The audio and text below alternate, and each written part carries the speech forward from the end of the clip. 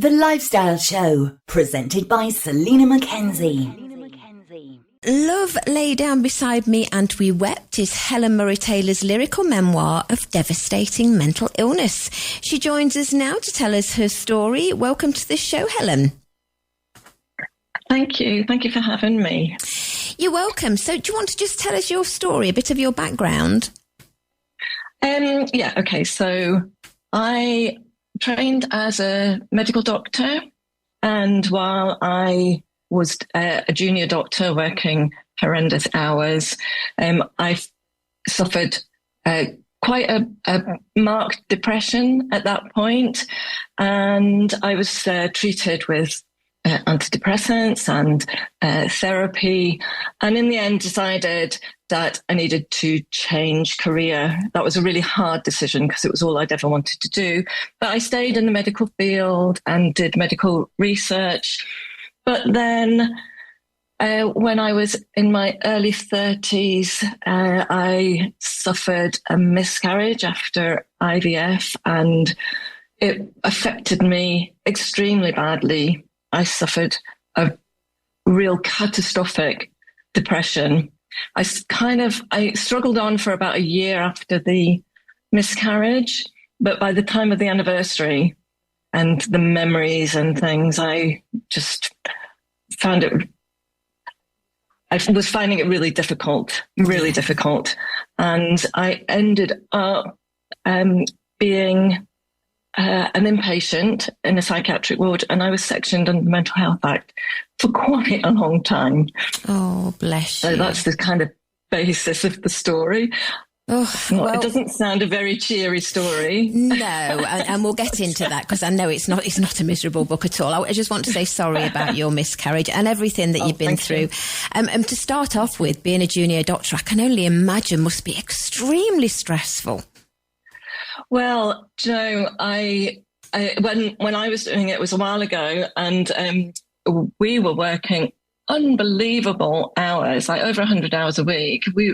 I actually don't know how anybody survived. We were constantly, completely fatigued, plus the stress of the job.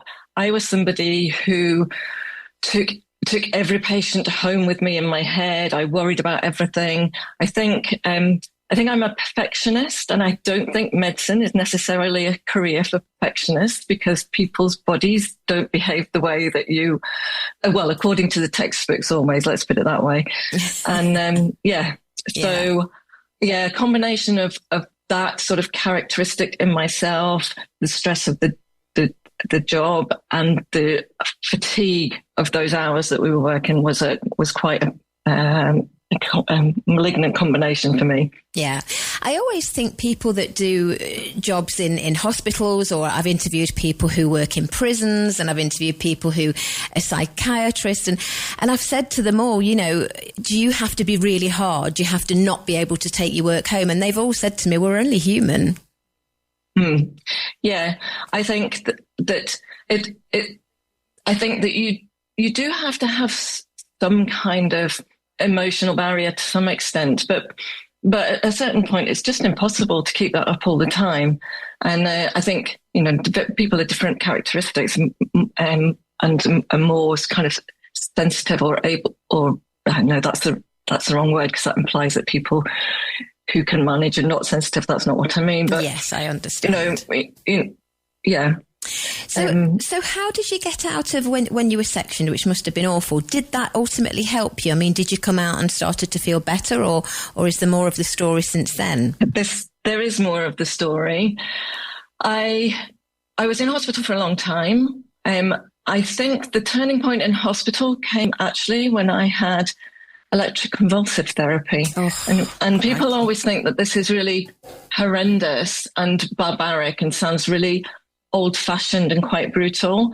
But actually, for me, I think it really was a turning point. I was almost catatonic with my depression.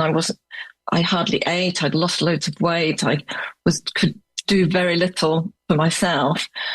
And the ECT did kind of jolt me out of it a little bit and turn things around, and was enough for me to eventually be well enough to leave hospital. But unfortunately, that wasn't the end of the story at all. I think being slightly weller, slightly better, made me kind of focus on what I wanted, which was really, unfortunately, to take my own life, because I had constant kind of critique in my head telling me that I was worthless. And yeah, it was really tough. So yeah, suicide is quite a difficult thing for people to talk about. Yes, and it's difficult for people that have not been there to understand, and I just want to let you know that I do understand. I really do. Do you think people are preconditioned? Do you think people are born? I mean, I'm going to be honest with you. I've suffered with depression most of my adult life. It actually started in childhood, and I was told I was born with it. It's a precondition. It's a reduction in serotonin. Some people don't agree with that nowadays, but that's how I see it, because I know that I had everything, and I have everything now. I've got a wonderful life, but I think I'm still predisposed to, if something very, very stressful happens in my life, I could dip again. Yeah, I think that's true. I think we're understanding more and more like what lies behind why some people are more predisposed to it. And I think genetics is a big part of it. I think it's nature and nurture, I think, are parts of it. But you're right, and one of the things that I struggled with was that I felt that I did have everything. I had all the advantages in life. I had a happy marriage. I had a good job. I had a nice house. And it added to my sense of guilt and shame that I was in this situation and feeling as bad, and looking around me and seeing people who were in a much worse situation than me managing their lives in a way that I wasn't. Yeah. And I think that can be really challenging. Did you find any sort of help along the way? Did you find understanding and comradeship maybe from anybody?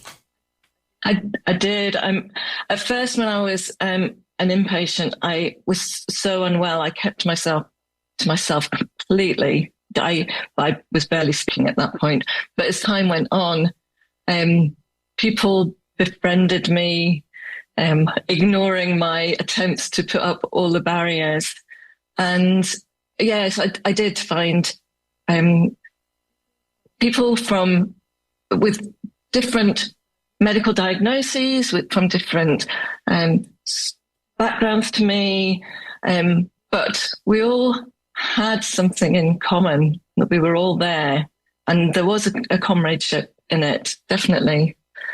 And I also had amazing support from my friends and family. Like, just, I could never have recovered without that support. Yeah. And I had a brilliant psychotherapist who taught me a lot about myself, and whose words I still use to this day when I'm having moments. Oh, that's wonderful. That's good to hear. And how did you get into writing? Because I know this is not your first book. No, well, so I was doing better. I had got to a point where I was back at work, but I was still really struggling with my mental health, and it reached another kind of crisis point. I'd had several kind of crisis points as things went along, and eventually I thought, I'm either going to end up taking my own life, or I've got to do something really drastic to change. And I was really lucky that my husband worked for a company who happened to have an office in France. So I felt like I couldn't, we were living in Glasgow, and I felt that I couldn't stay in Glasgow because there were so many things on every street corner that reminded me of the difficult times. And it was very difficult to leave that behind and not be affected by it. So it's like, right, feeling like I have a complete change of life.